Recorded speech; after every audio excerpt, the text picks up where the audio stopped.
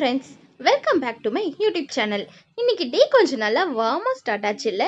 வெயிலும் இல்லாமல் மழையும் இல்லாமல் கிளைமேட் சூப்பராக இருந்துச்சு.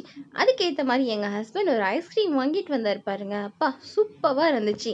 கூடவே இந்த மீனும் வாங்கிட்டு வந்து வேலையும் வச்சாருங்க. சரி வாங்க இன்னைக்கு மீன் குழம்பும் மீன் வறுவலும் செஞ்சு அவரை அசத்திடுவோம். ஒரு நெல்லிக்காய் சைஸ் அளவு புளியை அரை மணி நேரம் தண்ணியில் ஊற வச்சிடுவோங்க. சைட் பை சைடு வெங்காயம், பச்சை மிளகா, தக்காளி, பூண்டு இது எல்லாத்தையும் கட் பண்ணிக்குவோம். கூடவே சாதத்துக்கு ஒலைய வச்சுட்டேன், அரிசியும் களைஞ்சி வச்சுட்டேன். இப்போ ஒரு பாத்திரம் வச்சு நல்லா நல்லெண்ணெயை ஊற்றிக்குவோங்க. மீன் குழம்புக்கு எப்பவுமே நல்லெண்ணெய் தாங்க டேஸ்டாக இருக்கும். இப்போ ஒரு ஸ்பூன் வெந்தயம், கொஞ்சமாக வடகம்ங்க. அந்த வடகத்தில் அப்படி என்னதான் இருக்குன்னு தெரியலங்க. அதை போட்டு தாளிக்கும் போது வீடு இப்படி வாசமாக இருக்கும். நல்லா வாசம் வந்ததுக்கு அப்புறமா கட் பண்ணி வச்ச வெங்காயம், பச்சை மிளகா, கூடவே பூண்டு, கல்லுப்பு சேர்த்து வதக்குனீங்கன்னா வெங்காயம் சட்டுன்னு வதங்கிடுங்க. கொஞ்சமாக கருவேப்பிலையும் சேர்த்துக்கோங்க. தக்காளியை மிஸ் பண்ணிட்டேங்க. தக்காளி மறக்காமல் சேர்த்து நல்லா வதங்க விட்டுருங்க. புளியை கரைச்சி தனியாக எடுத்து வச்சிருங்க. உள்ள கொதிச்சிடுச்சு. இந்த கேப்லேயே நம்ம அரிசியும் இதில் போட்டுருவோங்க.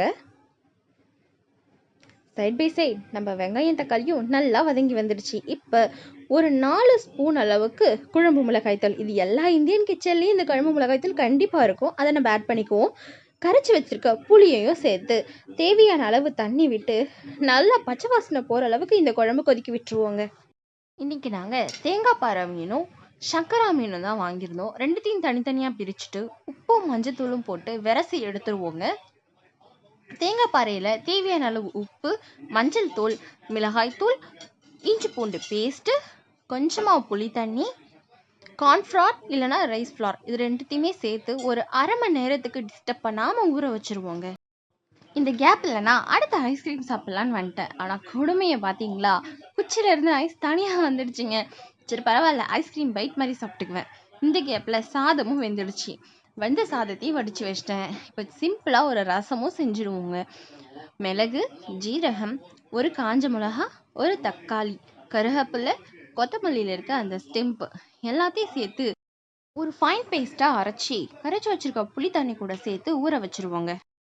இப்போ அடுப்பில் தோசைக்கல்லை வச்சு தோசைக்கல் காஞ்சதும் தேவையான அளவுக்கு எண்ணெய் ஊற்றிக்குவோங்க. நம்ம ஊற வச்சுருந்தோம் இல்லையா அந்த மீன், அதையும் அதில் சேர்த்துக்குவோங்க. ஒவ்வொன்றா எடுத்து சேர்த்துக்கலாம். பார்க்கும்போதே டெம்ப்டிங்காக இருக்குது. சைட் பை சைடு அந்த குழம்பும் கொதிச்சிட்ருக்கு. மீனை 2 பக்கமும் திருப்பி போட்டு நல்லா வேக வச்சுருவோங்க. இந்த குழம்பு நல்லா கெட்டியாக ஆரம்பிச்சிடுச்சு.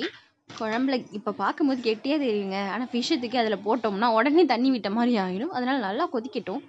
ஓகே, இப்போ மீன் நம்ம போட்டுக்கலாம். சங்கரா மீன்லாம் போட்ட உடனே கலந்து விட்டுறணும், இல்லைனா மீன் உடஞ்சி போயிடும்னுவாங்க. இப்போ தான் ஒரு சீக்ரெட் இன்க்ரீடியண்ட். நான் இதில் கொஞ்சமாக தேங்காய் மட்டும் ஒரு பேஸ்ட்டாக அரைச்சி இதில் லாஸ்ட்டாக ஆட் பண்ணிடுவேன்.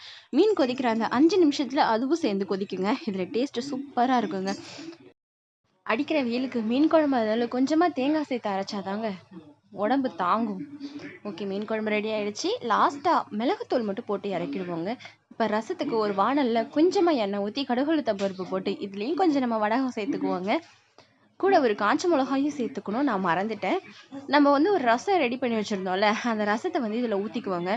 நல்லா இந்த அளவுக்கு நுரைச்சி வரணுங்க. நுரைச்சி வந்ததுக்கப்புறம் சாப்பிட்டா ரசம் சூப்பராக இருக்குங்க. இந்த சண்டேக்கு எங்கள் வீட்டில் இந்த டிஷ்ஷஸ் தாங்க நாங்கள் சமைச்சோம். நீங்களும் இதெல்லாம் உங்கள் வீட்லேயே ட்ரை பண்ணி பாருங்கள். சமையல் எப்படி வந்துச்சு கமெண்ட் பண்ணுங்கள். ஓகே ஃப்ரெண்ட்ஸ், டேக் கேர், பாய்.